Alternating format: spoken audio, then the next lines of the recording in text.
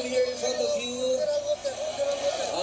to say my apologies because sinabi ko madaming hipon dito. Ayun. Oo nga.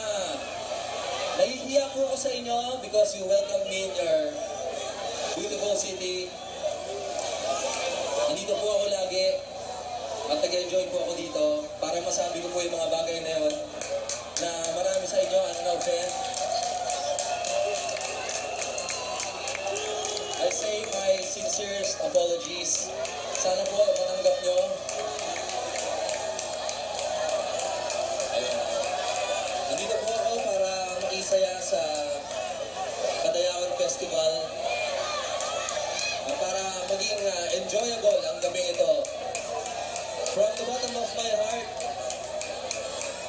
sobrang nahihiya po ako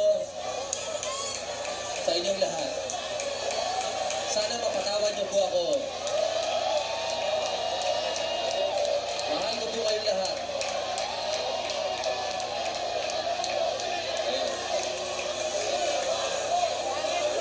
Ayun. Maraming salamat po. Sana mag-enjoy pa tayo. Again, my sincerest apologies. I love you all.